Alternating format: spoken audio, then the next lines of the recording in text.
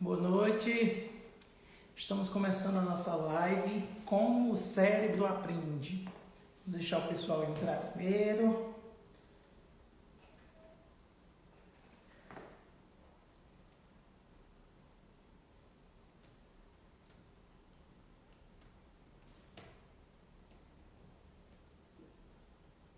Boa noite. Aguardando o pessoal entrar aqui, tá? Nossa live hoje vai ser especial.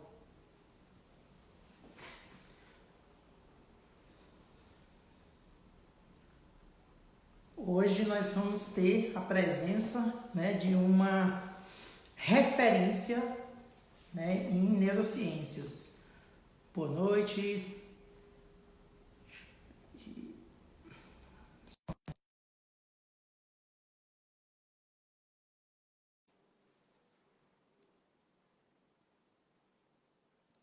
Vou aceitar aqui. Aceitar. Pronto, a doutora Ângela já vai entrar. Boa noite, doutora Ângela. Boa noite. Como é que está aí? Tudo Minas Gerais. Minas Gerais, BH. Muito obrigada pelo convite, muito honrado de estar aqui com você, debatendo desse assunto que a gente ama, né? Ah, com certeza, né? Eu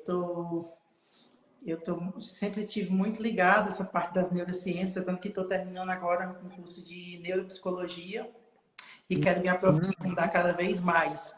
Eu queria, na verdade, agradecer a senhora por aceitar esse convite, tá? Para mim é uma honra tê-la aqui. Eu acho que eu não tenho nem tanta. Como é que eu posso dizer? Eu não sei nem se eu sou digno de receber uma pessoa tão ilustre como a senhora, Que isso?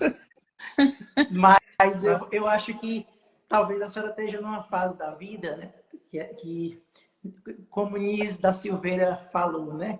Eu estou cada dia menos Nise e cada dia menos doutora e a cada dia mais Nise, né? E esse olhar humano, né? Então, é Isso só mesmo. apresentar, né? Acho que o pessoal já está entrando aqui, É. já tem bastante gente. Vamos cantar Marcelo, uma musicazinha? Marcelo, eu não estou conseguindo te ver. Ah, Não, não? não. Deixa eu perguntar para o pessoal. Gente, vocês estão me vendo? Ver aqui se o pessoal está me vendo. Me dê um retorno aí no chat. Já aconteceu isso com o Jorge Lima. Jorge Lima também não me viu Ah, uma vez. Deixa eu desligar minha câmera e ligar de novo. Desligar mas aqui não e vou tem ligar de novo. importância. Eu sei que você está aí, vamos conversando. Vocês estão vendo? O Alisson disse que está vendo os dois. Ah, então deve ser alguma questão do Instagram, às vezes fica assim mesmo, mas tá tudo bem. É importante, né? É uma pena que a senhora não vai me ver, Mas, mas. mas depois eu vou assistir tudo, nós dois, vai. Eu tô te vendo, né?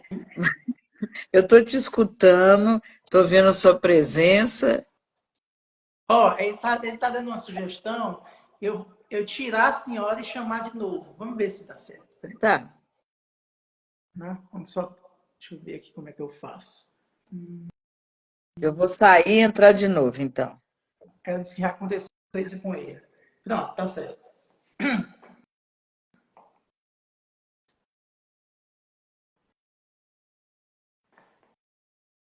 Boa noite, vamos se achegando.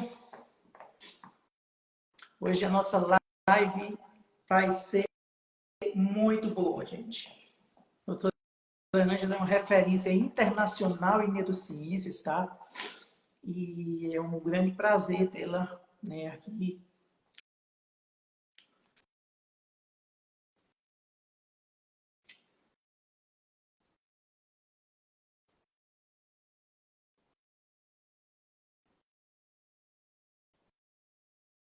Vamos lá. Deixa eu ver aqui. Aí eu vou convidar a doutora Ângela para ver se vai agora. Pronto, no caso, eu enviei o convite para ela. Primeiro, ela tinha me enviado o convite, Adson. Não deu certo. Eu vou fazer dessa vez diferente.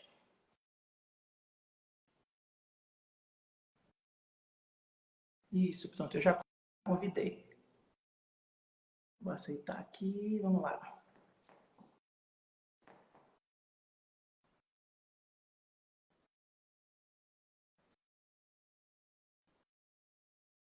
Aceitar.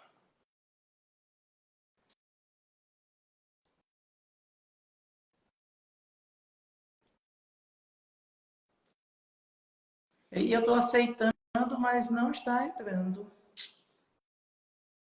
Convidar. Eu vou convidar a senhora, doutora Ângela. Será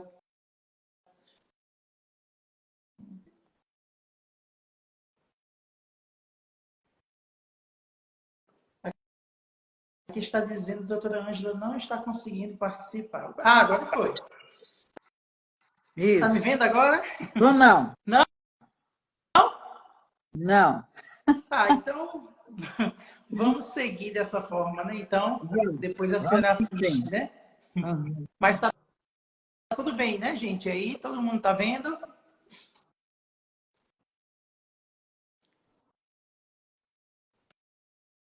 Pronto. Então vamos lá, gente. Eu primeiro queria dar boa noite a vocês, tá? É um prazer imenso, né, estar podendo fazer essa live aqui. E hoje eu estou recebendo, né, a professora doutora Ângela Matilde, tá? Que é uma referência internacional quando se fala de neurociências, tá? Ela é pós-doutora em neurociências, neuropsicóloga, ela é pedagoga, psicopedagoga, mestre, doutora e pós-doutora em estudos psicanalíticos, diretora do Grupo de Investigação Internacional em Saúde e Educação. Ela é conselheira nacional da Associação Brasileira de Psicopedagogia, diretora acadêmica da Associação Mineira de Psicanálise, coordenadora de pesquisa e relações nacionais e internacionais da Associação Brasileira de Neurologia e Psiquiatria e áreas afins do Cariri, Juazeiro do Norte, né? E aí, escritora aí de mais de 40 livros e palestrante internacional. Doutora Ângela, muito obrigado por aceitar meu convite, tá certo? A gente fica muito grato de poder ter a presença da senhora aqui conosco. É de muita importância para a gente estar discutindo esse tema tão relevante, não é isso? Ah, sim. É um tema muito prazeroso. Eu amo, né? Eu acho que a educação precisa de pessoas que investem, né? E acreditam. Isso. Então, doutora Ângela, eu queria já começar com a complexidade do cérebro humano. Se a senhora pudesse falar um pouco, né, sobre a complexidade do cérebro humano. É. O cérebro, ele é muito importante, mas nós precisamos de ter conhecimento do geral, do total, do ser humano, do aluno, porque se o cérebro vai para a escola, onde que fica o resto, né? Então nós precisamos de entender que tudo tem que ir para a sala de aula, tudo tem que aprender, né? Tem que vivenciar a questão da educação. Então, o mais importante é a gente saber a composição do aprender e a importância do cérebro nessa aprendizagem. Isso é de muita importância e de muito valor.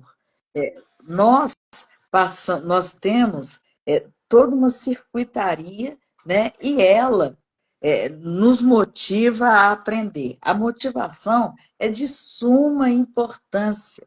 E nós temos que entender que a motivação é energia mais movimento, mais ação. Isso significa que não adianta eu motivar com alguém parado. Não, eu tenho que motivar dando é, é, é, incentivo, reforço e, além disso, a recompensa.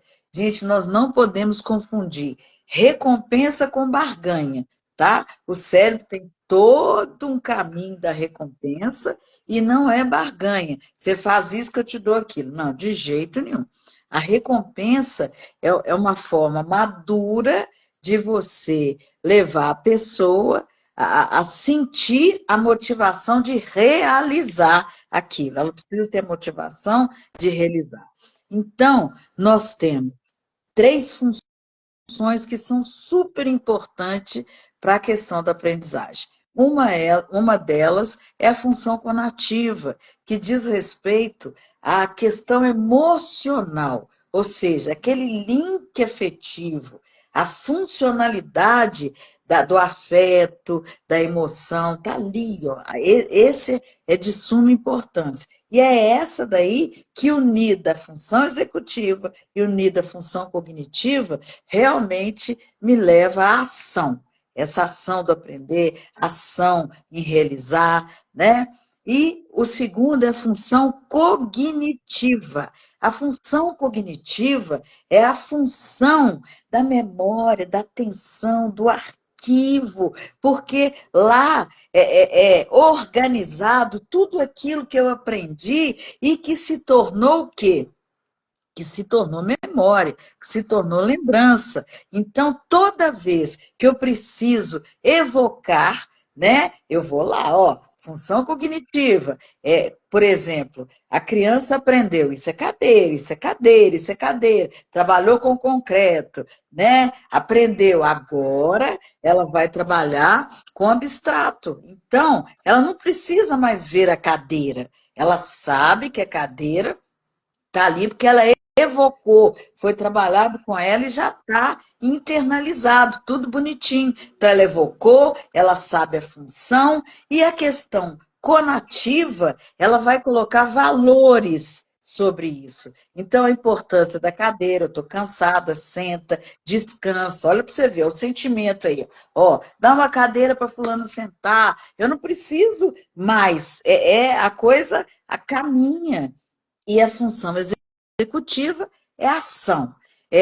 Infelizmente, a gente fica muito preocupada com a ação. Ação. Isso, exercício, faz isso, faz aquilo, fixação. Não. A aprendizagem ela acontece com essa tríade. É inseparável essa tríade. Eu só consigo realizar se eu tenho conhecimento. Se eu tenho conhecimento, é cognição. Eu só consigo, né, evocar, né, o que eu preciso lá do léxico, se eu tiver alguma coisa que linka. Então, por exemplo, a cadeira eu sei o que é, para que serve, aí, ó, tá bom, tá lá, fechou. E a função executiva, eu vou programar, eu vou planejar, eu vou executar, eu vou organizar, eu vou ação. Ação, lembra disso, ação. Agora, para que se tenha ação, eu preciso de saber, ter conhecimento, eu preciso de ter uma ligação, né? Saber para que serve, para depois executar. Então, isso é de suma importância e a gente tem que saber como lidar com isso, porque todas as atividades que nós produzimos em sala de aula têm que passar por todo esse prisma. Nós não podemos esquecer que a motivação, muita gente acha que motivação é humor. Ah, vamos fazer humor porque o menino vai ficar bom, a menina vai. Não, não é isso. O humor também é uma forma de manifestação da questão conativa, porque eu sinto prazer, né? Mas eu preciso, a motivação é movimento e ação, atividade e ação. Então eu preciso de ter o quê? Eu preciso de ter essa interlocução, porque nós não podemos esquecer que professor também tem cérebro, gente, né? As pessoas ficam pensando só de um lado, mas os dois têm cérebro e que tem o mesmo movimento. Se tem o mesmo movimento, o que eu estou passando, meu aluno também está passando. Então, eu tenho que saber organizar. Lembra de Forrester? Forrester diz, Piaget começou a falar que o estímulo, né, no organismo me dá uma resposta da mesma forma que o estímulo. Ótimo, mas aí Forrester falou, peraí, Piaget, tem mais do que isso, tem ação humana, tem todo esse conhecimento que fica aí, ó, absorvido, e que me dá a condição de melhorar a minha resposta. Aí ele fez a famosa equação chamada SOR, né? Que nos mostra que a cada estímulo pontual eu tenho uma resposta pontual. Estímulo errado, resposta errada. Então, eu preciso saber todo esse funcionamento para realmente eu ter a neurociências a favor da educação, a favor da aprendizagem. Nossa, a gente percebe, né, o quanto muitas vezes realmente nossa própria sociedade, né, ela está focada no cognitivo, vamos fazer estimulação cognitiva, mas a gente não tem aí a gente não tem esse olhar, né, do todo. É igual as crianças, né, com superdotadas. Muitas vezes elas chegam no meu consultório e elas chegam lendo, falando 3 idiomas e tal, mas elas não conseguem pegar no lápis, né? Então, muitas vezes, se pensa em fazer uma aceleração irresponsável, né? Sem realmente analisar o peso, né? O que é realmente... Será que eu vou ter mais ganhos com a aceleração ou será que eu vou ter muitas percas? Porque, principalmente na pré-escola, a gente tem aí uma intensificação das atividades motoras que, infelizmente, né, com o passar do tempo, elas vão diminuindo cada vez mais. E nossa sociedade está focando realmente muito nesse cognitivo, sendo que escola é movimento, né? A gente quer que uma criança, a gente chega muitas vezes numa escola, a gente quer que uma criança de 7 anos de idade passe 4 horas e meia sentada. O sistema nervoso central de uma criança, nem na verdade de um adulto, nosso sistema nervoso central, né, não tem essa... Eu não sei nem se alcança essa maturidade, mas eu acredito que a gente precisa repensar, né, a escola e trazer realmente esse olhar do todo. A questão, o cérebro é plástico, né, e social. Ele sendo social, ele precisa de história, a história, o ambiente do sujeito. Então, o que nós temos que trabalhar, a primeira coisa, é essa história.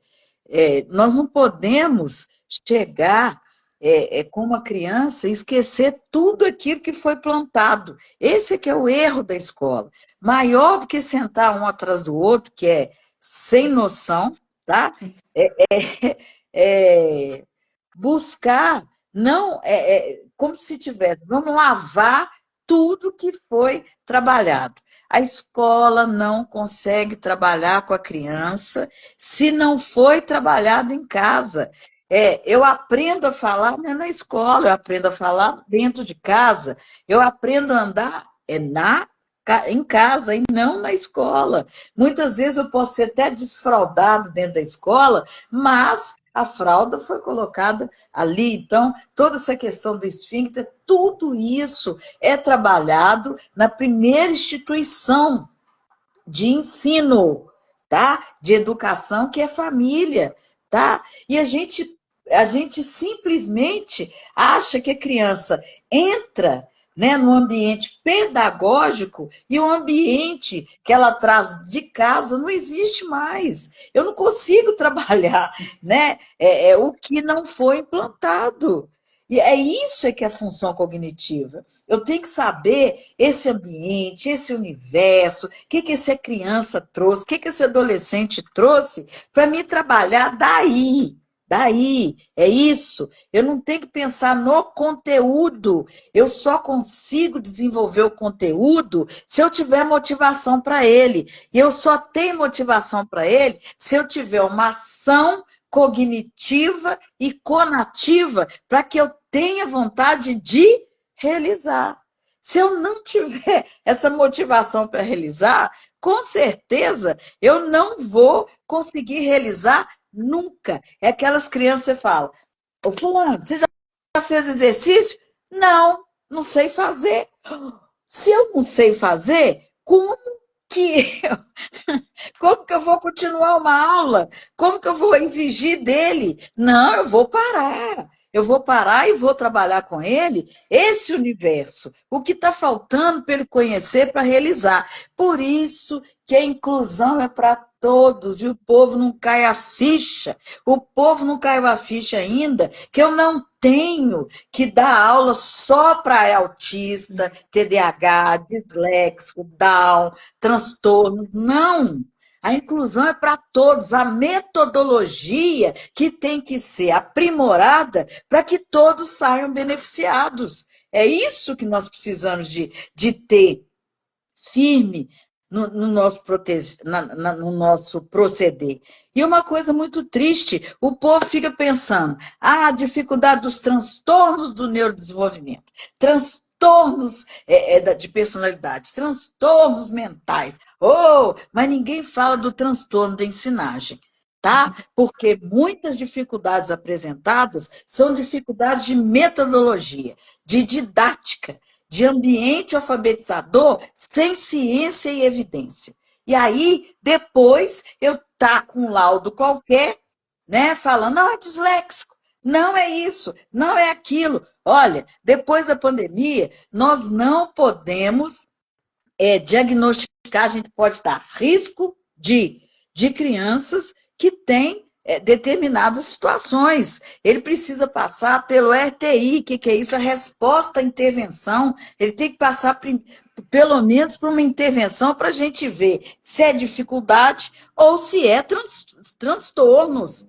Tá? Nós não podemos sair daí laudando os outros, não. Pelo amor de Deus, antes do laudo tem ser humano, tem funcionalidade, tem sentimento, tá? E diagnóstico é início, tá? Tem muito professor que acha assim, agora que tem um diagnóstico, não preciso mais fazer nada. Ó, minha amada, ó, meu amado, agora que você vai ter que trabalhar mais. O diagnóstico vem para te dar estratégias, para trabalhar mais. Não é simplesmente não. Ele é, pronto, acabou. Deixa ele quieto aí. Eu vou fazer o PDI dele, ou o PEI dele. Ah, eu vou dar mais 30 minutos. Ah, gente, me ajuda aí. 30 minutos é intervenção? Não, 30 minutos é uma forma, né, de dar tempo, porque ele nos envolve. Mas se o ambiente for um ambiente ruidoso, se o DC10 da sala for muito grande, se manda para a coordenação e lá tem mais 10 crianças, qual que é a vantagem dos 30 minutos sem mediação? Então, tem muita coisa que a gente tem que rever. A neurociência está aí, a pedagogia está aí, porque eu falo que a pedagogia vai salvar o mundo e o pessoal não consegue perceber, porque nem o pedagogo consegue perceber a importância dele. Se o pedagogo soubesse a importância dele, ele saberia que ele é um cientista da educação. E o cientista da educação pesquisa, o cientista da educação dá resposta, o cientista da educação é aquele que traz problematização, mas também traz uma solução. Né? Nós estamos na educação do século XXI, no ensino do século XXI, onde a problematização é a resposta.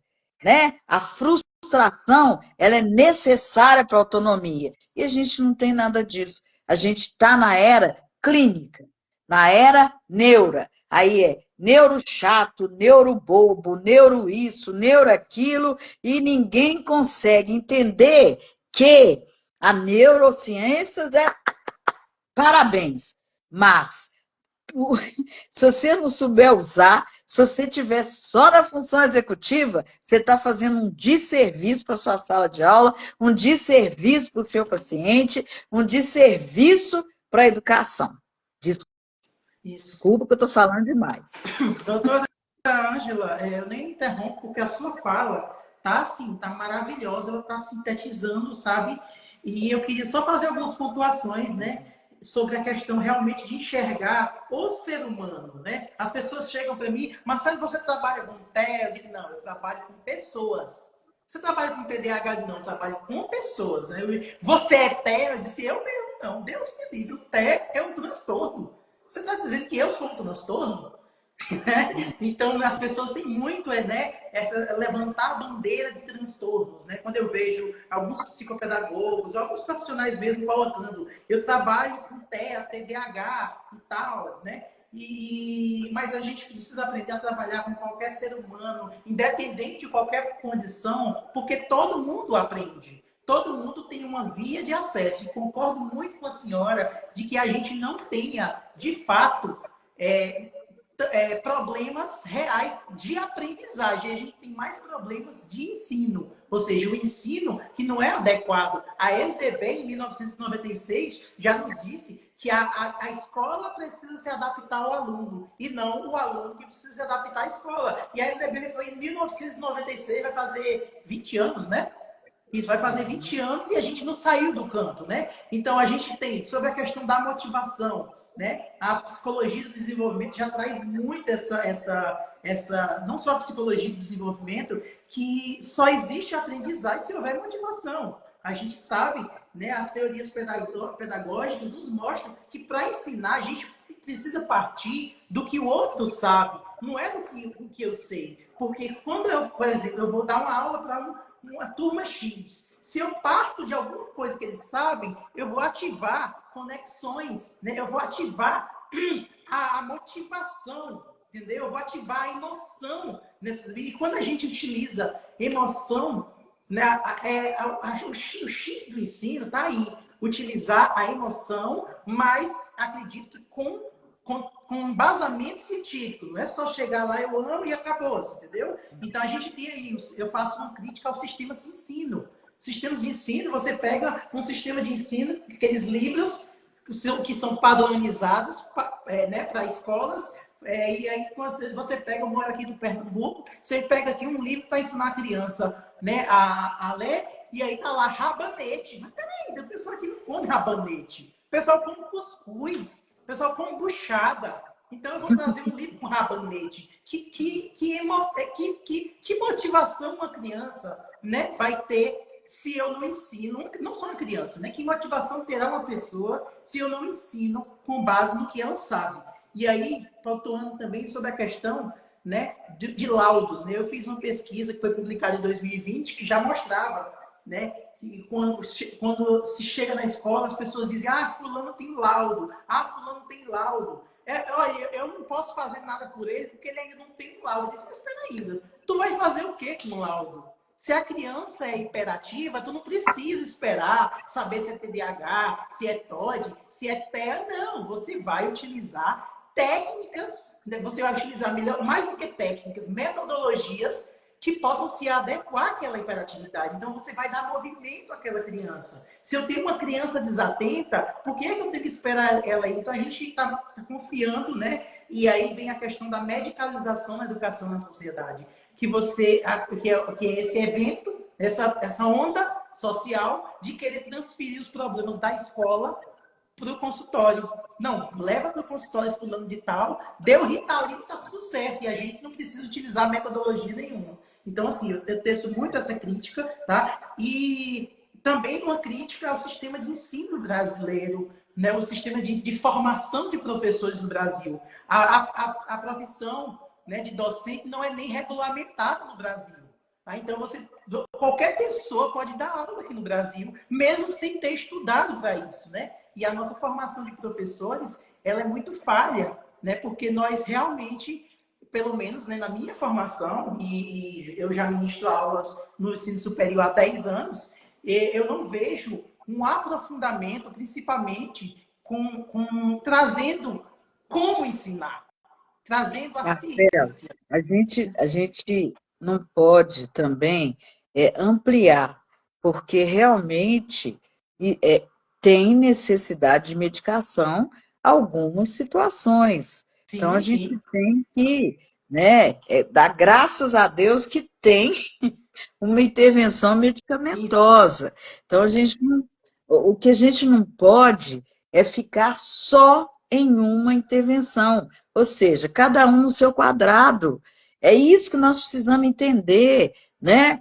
Eu sou neuropsicólogo, sou psicopedagogo, ó, meu quadrado. Eu tenho que saber no meu quadrado. Eu posso até saber muito de fono, muito de psicomotricidade, muito de muita coisa, mas é, é acrescentar ao meu quadrado. É isso que eu preciso de ter conhecimento. Por isso que as pessoas têm que saber quem que elas são. Tem muita gente aí sendo tudo, sendo os. Quando você é tudo, você não é nada. Isso que é muito interessante, porque é muito triste a gente ir num profissional onde que o profissional, primeiro, fala mal do outro, a questão da ética, né? E segundo, é que ele é tudo, porque muitas vezes algum paciente me visita e eu sei que ele precisa de psicologia, que ele precisa de psicopedagogia, precisa de fono, precisa de TO, precisa de, ir no otorrino, precisa de tudo isso. Mas qual que é a prioridade? Qual que é a prioridade? A gente precisa saber. Isso também é intervenção. Que bom se ele pudesse fazer tudo. Nossa, ia ser ótimo, tá? Fazer tudo e à medida que fosse melhorando, né, ia recebendo alta. Mas não tem condição. Então, como é que faz isso? Quem que ele precisa primeiro? Ah, ele é dislexo. Então, olha, primeiro você vai à fono. Depois, num outro momento, você me visita. Então, isso também é intervenção, é saber do quadrado, né? Você é especialista em autismo, ótimo, isso é excelente, é o seu quadrado. Então, você tem que saber muito disso.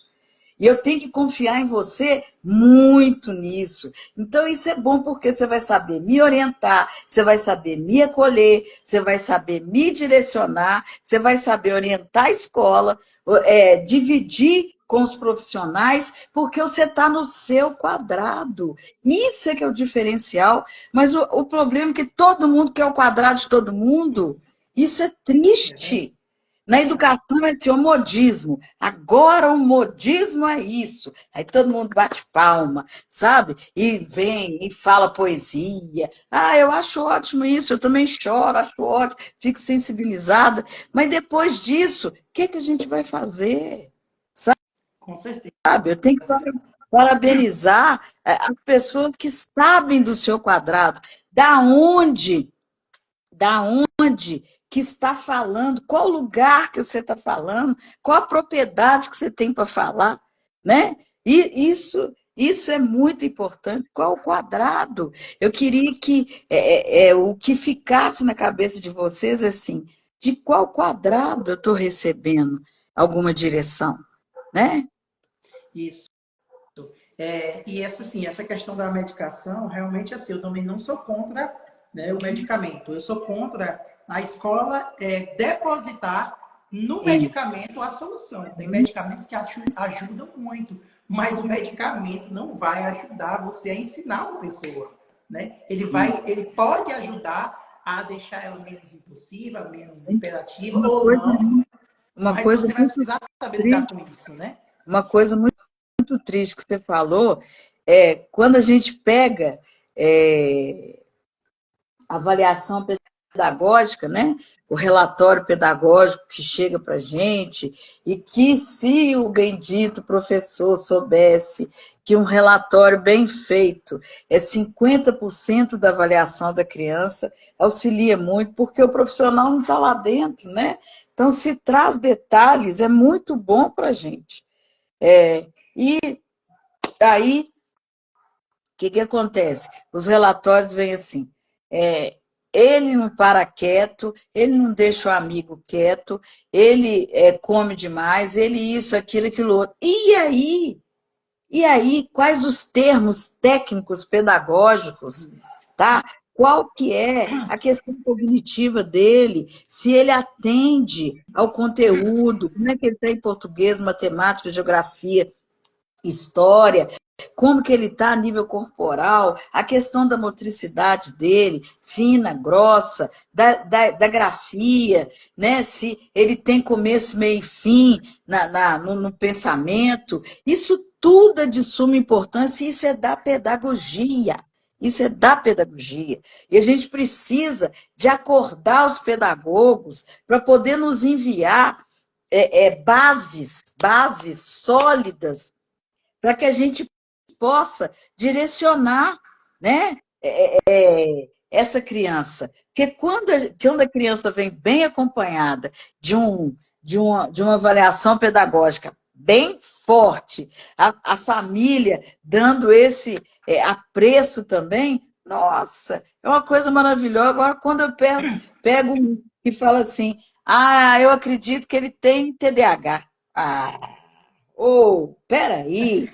Olha o quadrado aí, tá vendo? Ah, eu acredito que ele é disléxico. Ah, eu acredito que ele é preguiçoso. Ah, eu acredito que ele é manipulador. Eu acredito que ele é delinquente. Ah, peraí. Aí a gente tem que tomar cuidado, tá? Tomar cuidado, porque nós estamos investigando. A investigação é levantamento de hipóteses, né? E aí que nós vamos ver se a coisa funciona, não funciona. Então, eu preciso saber dos marcos do desenvolvimento, né? Até tal idade é esperado isso. Se isso não completou, quer dizer que tem alguma coisa errada. Ah, mas tem muita gente que fala, mas ele vai amadurecer. Um dia ele vai amadurecer. Olha, profissional que fala isso, sai desse profissional. Sai dele, porque ele não sabe o que ele está fazendo. Ou se está na idade e ele ainda não chegou a esse nível, significa o quê? Que ele precisa de intervenção. Tem alguma coisa errada. Então, vamos intervir, né? Então, todas essas coisas que a gente tem. Quando eu falo quadrado, eu falo do espaço, gente. O espaço. Qual é o seu espaço? Da onde que você está falando? Qual autoridade você tem para falar? É isso, né? E a divisão, igual a gente está aqui nessa live maravilhosa, o Marcelo tem experiência dele, eu tenho minha experiência, tem troca, vocês escrevem aí, olha que coisa legal. Isso é ciência, isso é embasado. Ah, que coisa boa. Me convida mais vezes que eu gostei. E eu queria dizer para a senhora, doutora Ângela, que quem amadurece é manga. Tem até um artigo com esse título, quem amadurece é manga, né? Mas, realmente, a gente escuta, né? Falando de relatórios pedagógicos, a minha filha foi diagnosticada primeiramente com TEA e depois que veio o meu diagnóstico. E aí eu pedi a neuro pediu um relatório da escola e aí um relatório dela veio assim, ela é uma criança tranquila. E aí eu perguntei o que é uma criança tranquila. Então, eu realmente acredito que a gente precisa, o pedagogo precisa tomar, né, a sua posição, certo? O pedagogo ele precisa utilizar termos que são mais técnicos, que são mais detalhados na verdade, na minha opinião, o professor ele precisa ser o profissional mais capacitado para perceber por quê? Nós estamos, né? Uma hora, o médico ele pega ele pega uma hora com uma criança a cada 6 meses. O professor está 800 horas com essa criança na sala de aula. Então, nós precisamos, né, melhorar essa formação de professores. Não sou eu que falo isso, as pesquisas falam isso, né, aqui no Brasil, porque a gente precisa, né, ficar realmente mais preparado. Não estou falando só apenas de neurodiversidade, né? Mas a gente precisa ficar mais preparado porque o relato da escola ele é de suma importância, sabe? Assim, ele realmente é muito esclarecedor. Muitas vezes, com o relatório, eu quando trabalhava numa escola, né, como professor do AE, eu ficava 2 horas na semana com essa criança, mas o relatório foi tão bem feito que o médico fechou, dois médicos de Salvador fecharam casos de TEA sem, inclusive, avaliação neuropsicológica. Porque para Olha que eles benção. não restou dúvida, entendeu? Uhum. Tá vendo? É isso, é o quadrado. Parabéns.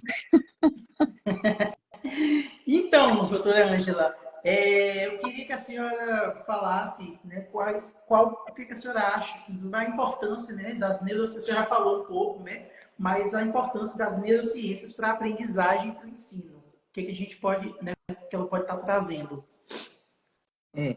A neurociências, ela é um caminho, é uma excelente ferramenta, saber de como que o cérebro aprende. Mas, se eu não tiver entendimento da pedagogia, se eu não tiver metodologia, realmente, se eu não tiver essa ligação com o meu aluno, com esse espaço, realmente nada vai valer a pena. Sabe por quê? Porque para a gente ter memória, eu preciso ter atenção, o foco. Se eu não foco, eu não tenho memória. Então, eu preciso ter motivação para que haja essa relação, essa circuitaria com a aprendizagem. Então, se não houver, o que vai acontecer? Eu não vou caminhar. Então, o que adianta, né? A neurociências, eu saber de neurociência, eu não sei a aplicabilidade dela. Então, a gente precisa de estudar, né? Se informar, se capacitar para a coisa caminhar. Muito bem. E essa neurodiversidade, ou melhor dizendo, essas neurodiversidades, né, elas emergem aí, na verdade, sempre existiram pessoas neurodivergentes. A grande diferença é que com a publicação do DSM-5, né, a gente vem aí tendo mais ferramentas para identificar, por exemplo, o TEA com muito mais facilidade. Antigamente era meio que uma bagunça. Você tinha síndrome de Asperger, autismo infantil, a síndrome de Rett estava dentro do também, sabe? A gente chamava de autismos, né? E o DSM-5 ele veio com muita clareza trazer dois grupos de critérios muito claros, né? Então, é por isso que hoje a gente tem aí, por exemplo, nos Estados Unidos, um aumento, se não me engano, era uma pessoa com TEA a cada 34 crianças. Não, desculpe, essa eu não vou lembrar agora dessa. Mas assim, houve um aumento súbito, né, de diagnósticos, mas isso se dá realmente pelo avanço, né? A psiquiatria realmente avançou de uma forma que ela trouxe esses critérios. Então, eu queria que a senhora falasse sobre a necessidade, né, de práticas pedagógicas baseadas em evidências diante dessas neurodiversidades. Eu não gosto de chamar, nem de chamar no singular, eu gosto de chamar no plural, as neurodiversidades. É. O mais importante é a gente saber o que é neurodiversidade, né? E o que isso causa dentro do processo de aprendizagem. A primeira coisa que nós temos que saber, eu torno a falar, os marcos do desenvolvimento. Os marcos do desenvolvimento nos dá condição de observar se é necessária intervenção, se não é, se está dentro do propósito, se não está, se está evoluindo, se não está. Então, a gente precisa de conhecer os marcos do desenvolvimento. Os marcos do desenvolvimento, ele não é de uma coisa só, não. É o marco de desenvolvimento da linguagem, marco de desenvolvimento físico, emocional. Tudo isso a gente precisa de ter esse conhecimento para a gente nortear esse nosso aluno. Depois disso, eu preciso saber quais são os sintomas, né? E se esse sintoma justifica intervenção, né? Tanto pedagógica como psicológica, ou um encaminhamento para uma assistência médica e tudo. Então, o que nós precisamos saber eu, não, eu falo assim, de formação, o professor já tem formação. Ele já é formado e bem formado. Ele precisa ser capacitado para aquilo, né? Capacitado para lidar com isso. Acho que fica muito mais fácil, né? Aqui em Nova Lima, o CPP, né, diretora, lá a gente trabalhou formando professores, tá, capacitados em determinada área, tá? Então, isso deu muito certo, incentivou muitos professores, e é isso que a gente tem que dar condição para eles, é mão, né? Dar uma mão, ó, quem sabe vamos dividir, fazer grupo de estudo, e não só falar, ó, eles não sabem nada, precisa de fazer isso, não. Precisa de ter grupos, né, de estudo baseado em evidência, tá, para haver uma troca dentro desse ambiente pedagógico. E aí, daí, com certeza, vai surgir muitas novidades, porque, gente, não existe ser profissional na Terra tão criativo como o professor. O professor é super criativo. O que a gente precisa é, ó, vem cá, vamos junto, vamos caminhar. E com certeza muitas novidades vão sair daí. Isso, com certeza. E a gente precisa realmente, né? A escola precisa fazer, né, tomar parte, como digamos, dessa pedagogia. Porque, veja, olha como a pedagogia é tão rica. A gente fala sobre o PDI e sobre o PEI, né? E muitas vezes, pelo menos aqui na região onde eu moro, isso é apenas, quando se elabora esse documento, ele é um documento descontextualizado, que muitas vezes nem é o professor quem elabora, só que é o professor que vai, ele é um plano do professor, né? Que todos os outros profissionais participam. Mas, assim, a gente precisa principalmente dessa formação. Eu mesmo, na minha graduação, eu não vi como fazer um PDI ou como fazer um PEI. Eu tive que pagar supervisões para poder aprender a fazer isso daí, entendeu? Então, a gente tem essa falha também, né? Inclusive, algumas pessoas aqui colocaram sobre a falha, né, nas capacitações que vem acontecendo. A Maria da Conceição está falando, infelizmente, as captações que vem acontecendo deixam a desejar, vivem na teoria e esquecem a prática através dos estados. A gente precisa unir teoria e prática. A gente tem uma mania no Brasil ou de super exaltar a teoria ou de super exaltar a prática. A gente precisa delas alinhadas, né? Elas precisam vir juntas, teoria e prática. A gente precisa de ciência e evidência, né? Quando tem ciência e evidência, você tem uma construção. E quando você constrói, tem a motivação. Eu preciso ter motivação até para querer aprender como lidar com o meu aluno. Porque se eu já tiver um sentimento de indisposição com esse aluno, eu não vou caminhar com ele, né? Então, eu preciso até de ter essa motivação, o professor ter essa motivação. Porque se o professor não tiver essa motivação, não adianta. E muita gente vem contaminar esse professor, falando, oh, você vai pegar esse menino é isso, aquilo, outro. Então já fica contaminada, né? Então, é isso. Um professor que não sabe o que fazer, coloca medo no outro, que está querendo fazer algo e passa a não fazer, porque o outro já determinou a vida, já fez uma profecia do inferno, né, para a criança, e aí, como é que faz? Isso. E aí a gente está aí com essa inclusão caminhando a passos lentos, né? Eu sou um neurodivergente, eu sou um autista nível 2 de suporte, mas eu realmente sofri na escola o que é essa falta da inclusão, sabe? Eu só tenho um ano de toda a escola, um ano que eu vi que foi um ano muito bom para mim, que foi na oitava série, quando a escola contratou uma psicopedagoga. E aí, eu que era expulso todos os dias da sala de aula, essa psicopedagoga pegou e ela não viu dificuldade, ela viu oportunidade. E aí ela transformou aquele aluno que era expulso da sala de aula todos os dias, eu só vivia na coordenação. Todos os dias a coordenadora estava lá. Era rotina, tá? Era rotina. Então, o que que acontece? A gente fica... Ela me transformou. Eu ganhei concurso de poesia, eu dirigi uma peça teatral, sabe? Então, assim, eu participei de várias atividades, né, teatrais na escola, entendeu?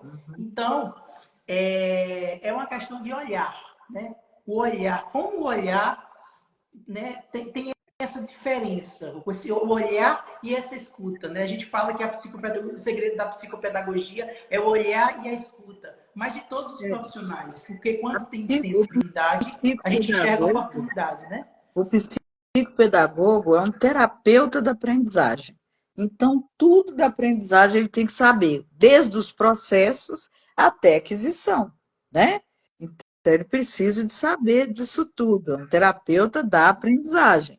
E o pedagogo é o cientista da educação. Então, é isso que a gente precisa de entender, né? Por exemplo, nós não temos TDAH puro, TDAH sozinho, sempre vem acompanhado com as comorbidades, né? Nós temos muito poucos disléxicos 40 e tantos por cento vem junto com o TDAH, e o autismo também vem com muitas comorbidades, o autismo com altas habilidades, autismo com transtornos de ansiedade, né? O que a gente precisa entender é fazer um diagnóstico bem feito para que nada fique fora do contexto.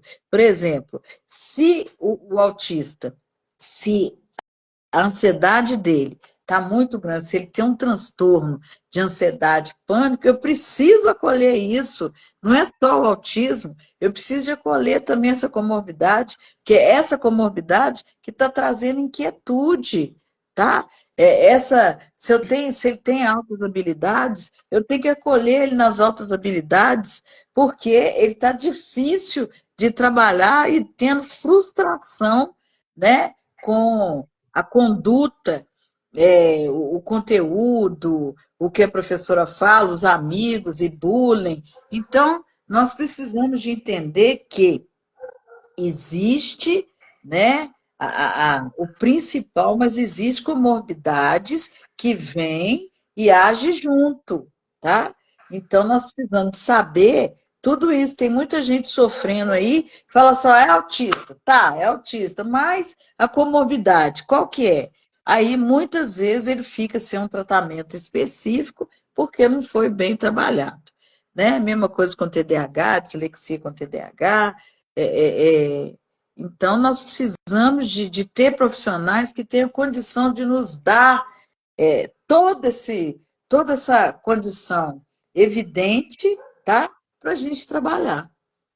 Isso com certeza. A gente realmente precisa muito, né, dessa conhecer, porque, ó, por exemplo, o TEA, eu mesmo tenho TEA comórbido com altas habilidades de superdotação, não é um transtorno, mas ela não é benéfica como as pessoas acham, né? Nós temos todo o comprometimento socioemocional, autossegurança, perfeccionismo, síndrome do impostor. Então, eu fui reprovado 2 vezes, né? E aí eu tenho um transtorno de ansiedade generalizada, enfim, tudo realmente vem no combo do TEA, né? Não é só transtorno do processamento sensorial, né? E aí, na verdade, o TEA em si, ele já traz muitos prejuízos, né? E as pessoas nível 1 de suporte, elas acabam sofrendo muito, né? E inclusive existem pesquisas que trazem o alto índice de suicídio, né, de pessoas com TEA, e quanto mais o nível de intelecto, maior a chance desse suicídio. É o que as pesquisas nos últimos 5 anos vêm apontando. Quanto mais eu não gosto de usar esse termo inteligência, mas eu vou utilizar. Quanto mais, né, maior o nível de inteligência, mais a probabilidade de uma pessoa com TEA ela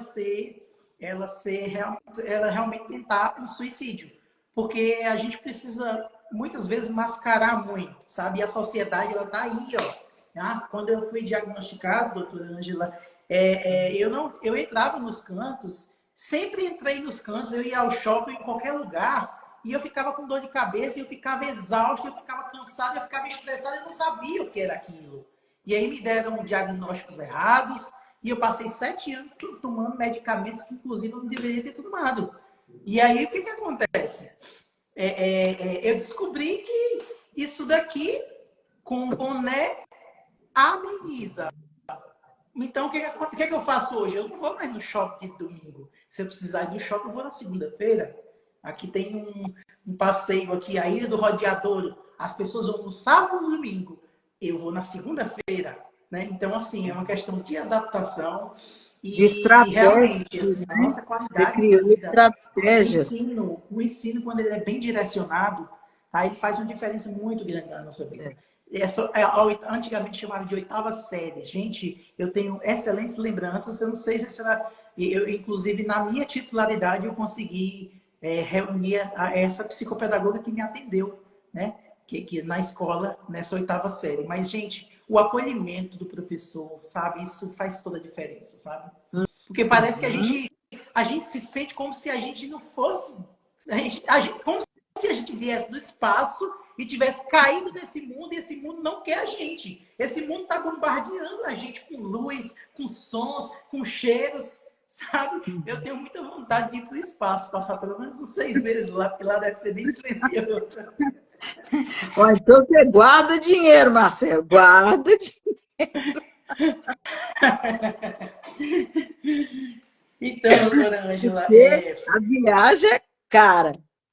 não, mas não dá para quem tem terra, não dá para guardar dinheiro, não, porque tem que pagar terapia, tem que pagar medicamentos por causa das comorbidades.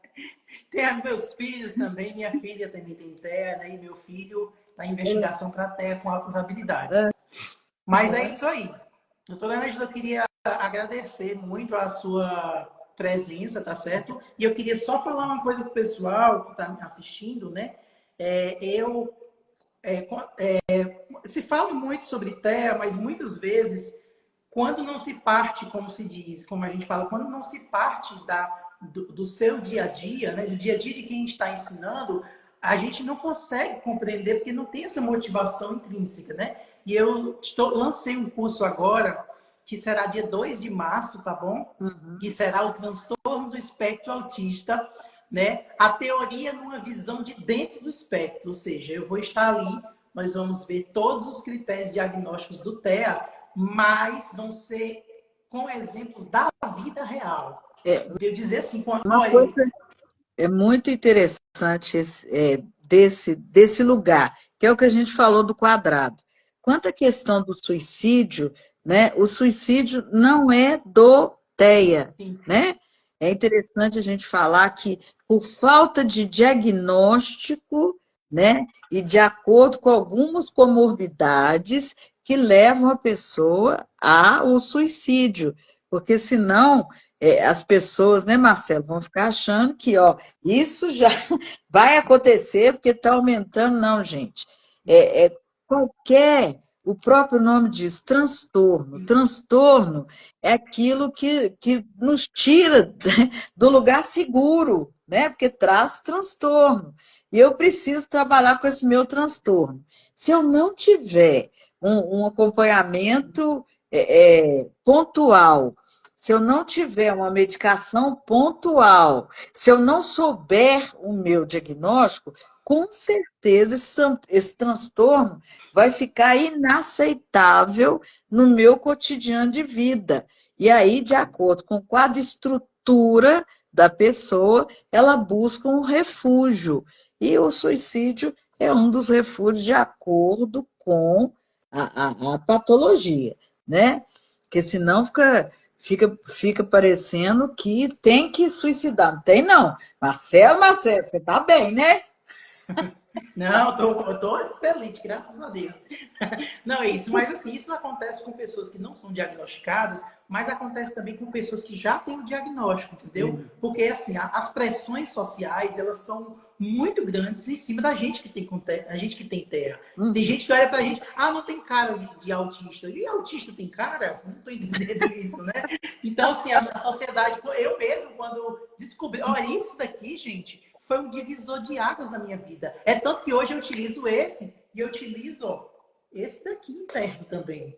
Esse interno, ele abafa os sons mais graves, que são os que me incomodam.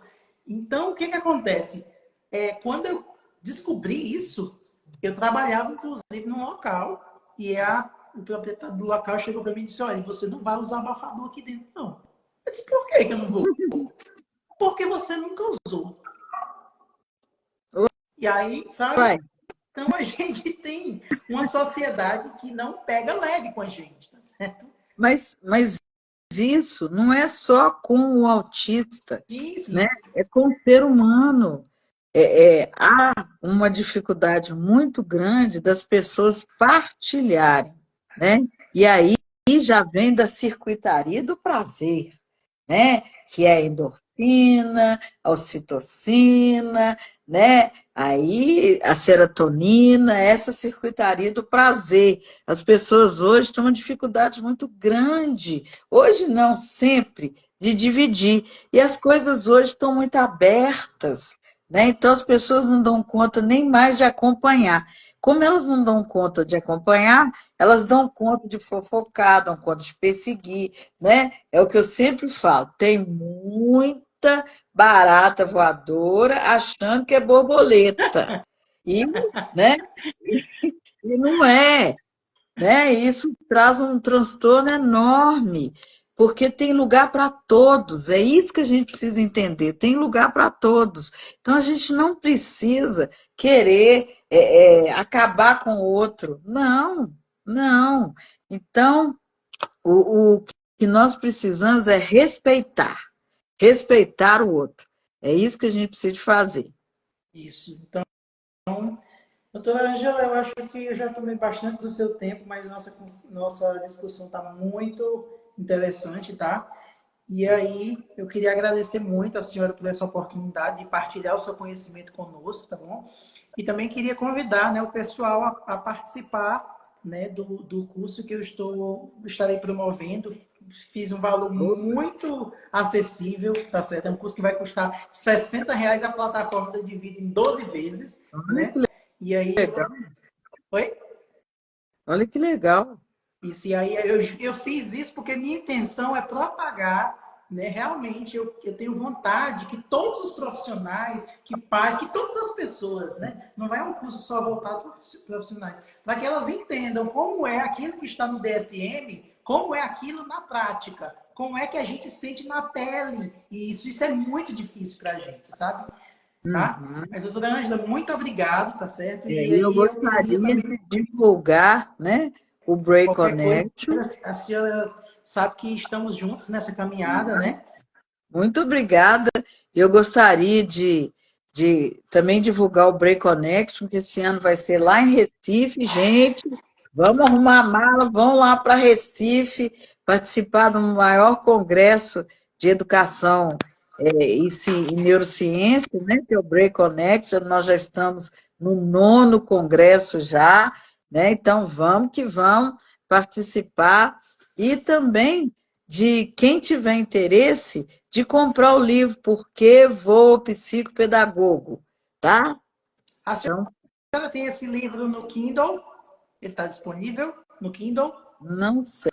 É uma boa pergunta. Porque no meu caso eu não consigo processar a leitura no fundo branco, entendeu? É uma Ah, coisa muito forçada. Tá? Aí eu realmente só leio no Kindle, eu compro os livros, né? E eu consigo ter essa funcionalidade, né, de colocar ele no fundo preto com letras brancas, que é como que eu consigo processar essa leitura 100%. Mas eu vou dar uma olhada. Qual seria o título do livro? Por que vou ao psicopedagogo? Uau, psicopedagogo. E Tá. lá tem toda a metodologia PEPAI, que é o Programa Psicopedagógico de Avaliação e Intervenção, que está sendo usado em muitos lugares já, né? É um livro que tem um passo a passo, do começo ao fim. Me interessa muito, pois se a senhora puder verificar e se não tiver, se a senhora puder disponibilizar Uhum. no Kindle, porque é uma plataforma bem segura, né? Você não copia e tal. O PDF, se você enviar, as pessoas podem fazer cópias e tal. E aqui não, aqui eu compro, eu só acesso nesse aparelho, nos meus aparelhos, né? Que são logados com minha senha, entendeu? Uai, Você eu não vou pensar. consegue transferir daqui para um computador, tá entendendo? Isso aqui é. Olha lá, por que vou ao psicopedagogo? Pronto, eu até coloquei aqui na conversa aqui da gente, porque eu vou dar uma olhada, né? Essa funcionalidade é da Amazon, tá? Tá, eu vou olhar isso, que é uma boa questão. Olha aí, ó, Porque isso eu é intervenção, tá realmente, vendo? Olha que coisa boa. isso, eu não consigo realmente, mas acredito que esteja, quer ver? Espera ainda, não, Já não, né? não, aqui tem dizendo, não, só tem aqui capa dura, porque ele sempre tem, quando ele tem as duas opções, comprar digital ou comprar impresso. Ah, Mas, então já vou falar, já vou conversar, porque você tem Irlen, né? oi? Tem Irlen? Então, na verdade, essa questão de Irlen, assim, não se tem ainda um consenso em relação a isso, né? Isso. Sobre o que seja Irlen, né? Os próprios oftalmologistas, eles acreditam Então, assim, se é isso ou se é aquilo, a única coisa que eu sei lhe dizer é que se eu ler no fundo preto com letras brancas, eu leio 90 páginas por minuto. Bom, por minuto não, desculpa. 90 páginas em 40 minutos. E se eu ficar no fundo branco, eu fico tentando ler. E aí me parece que a luz, né, que reflete no branco, ela atinge as minhas funções cognitivas. E aí eu não consigo, Uhum. né, armazenar e tal. Então, E- realmente, se é Irlen, assim, o pessoal de Belo Horizonte tem um hospital, né, que fez uma triagem comigo e deu, né, realmente muito sugestivo da Irlen. uhum. Mas eu acabei que não investigando isso, porque me parece que, inclusive, a Associação Brasileira de Fundo. Oftalmologia contraindicou a Uhum. utilização daqueles óculos coloridos. Mas a questão não é a Irlen, né? Porque a Irlen é a profissional. Mas a questão da questão visual, né? Do processamento visual também, né? Isso. Já tem muitos artigos, muita gente pesquisando sobre isso já. Graças a Deus, né? A ciência aí, ó.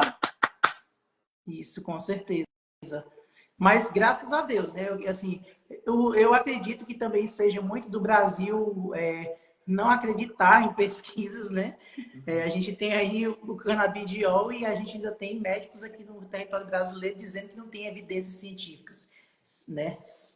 Talvez as pesquisas estão caminhando, mas toda pesquisa é assim, né? Ela precisa inclusive de participantes, a gente precisa ir avançando. Se a gente descredibilizar completamente, a gente não vai ter pesquisa. Isso. O bom é que a ciência é assim mesmo, né? E a evidência vem da busca. Então, que bom. Vamos caminhando. Isso.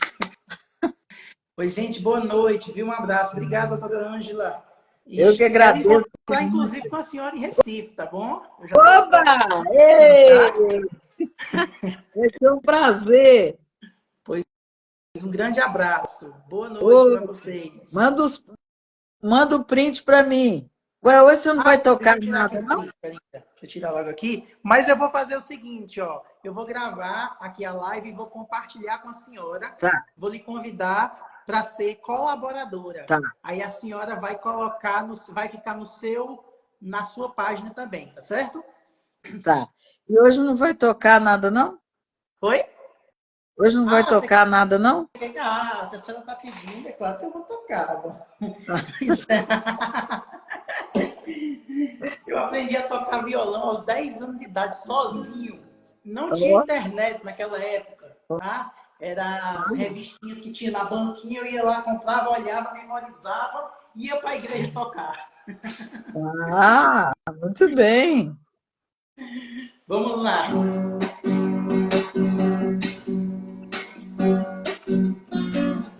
Se você pensa que meu coração é de papel, não vá pensando, pois não é. Ele é igualzinho ao seu, e sofre como eu. Por que fazer chorar assim a quem lhe ama?